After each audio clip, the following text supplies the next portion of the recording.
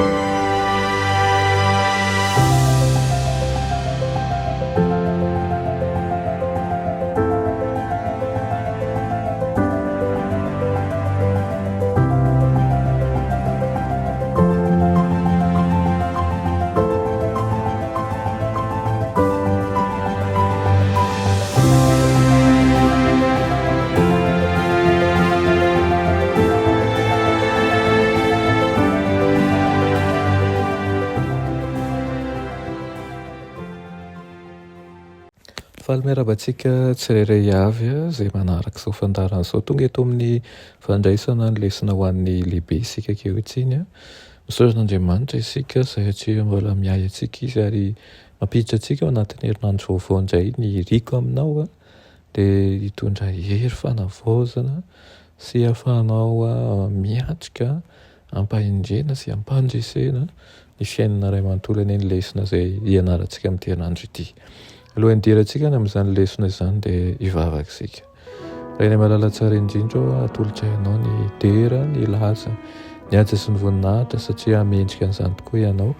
Misaotra Tompo ao izay miay anay mandrakariva.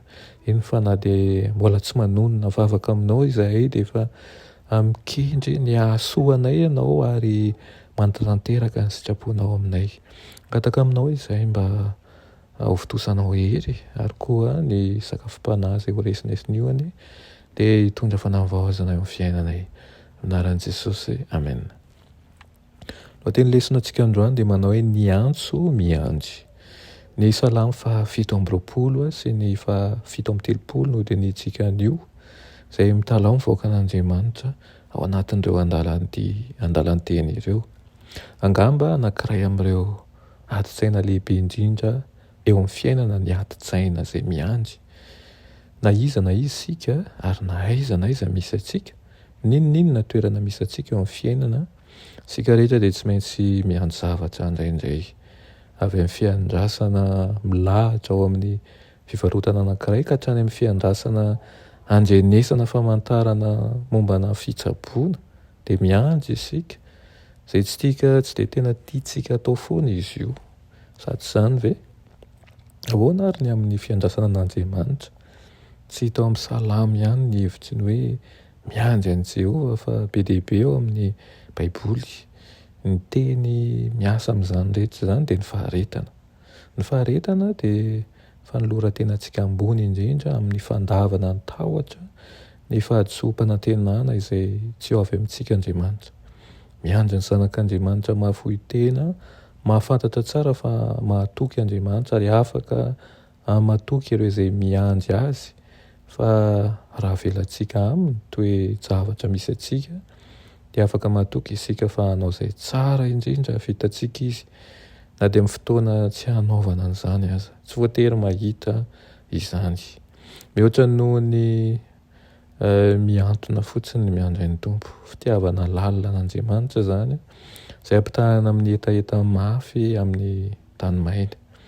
Miandry fitahiana maro avy amin'Andriamanitra ny mpanao salamo kanefa ny faniriana antony an'Andriamanitra dia mihoatra noho ny faniriana sy ny filany rehetra eo amin'ny fiainany. Araka ny vakiantsika ao amin'ny Paoly ao amin'io andalanteny mahagaga ao amin'ny Romanina io dia miandry ny fanavaozana izao tontolo izao sy ny feon'Andriamanitra sy ny olona amin'ny faran'ny andro Andriamanitra sy ny zavaboary manontolo. Izao ny soratany fa ny fanantenan'izao rehetra izao dia miandry fatratra ny fampisehoana an'ireo zanak'Andriamanitra. Tena fampanantenana tsy mampino kanefa eo am-piandrasana ny famonjena faratampony sy ny fiaonantsika indray amin'Andriamanitra isika, na dia ny zavaboary rehetra aza dia mitoloky sy misasatra amin'ny fanaintainana. Dia mbola mitoetra ao amin'ny olona ny tompo ankehitriny amin'ny alalan'ny fanahy masina. Mandritra n'izany fotoana izany isika dia antsoina hijoro ho avy olombelona momba ny drafitra ny famonjena izay hiafara amin'ny famoronana vaovao. Io fahariana vaovao io amin'ny farany no andrasantsika.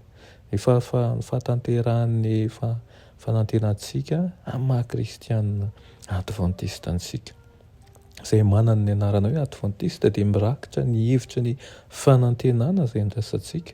Miandry isika nefa fantatsika fa tsy very-maina izany.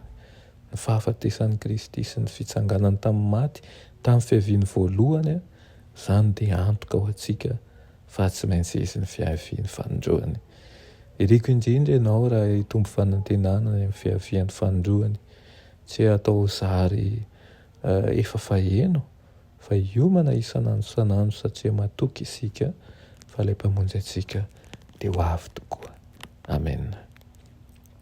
Irainay tsara ny isan'andro mbola misaotra anao izahay noho ny amin'izany teninao izany. Misaotra Tompo satria mamelombelona amin'ny fananay mandrakariva ianao ary mampatsiahy indrindra ireo fampanantenana nomenao anay.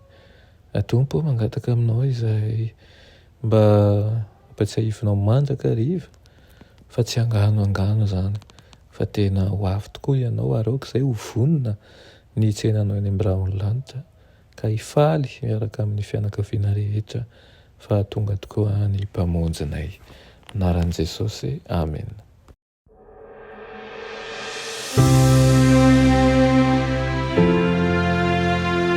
Mianatra eo an-tongotry Jesosy isan'andro.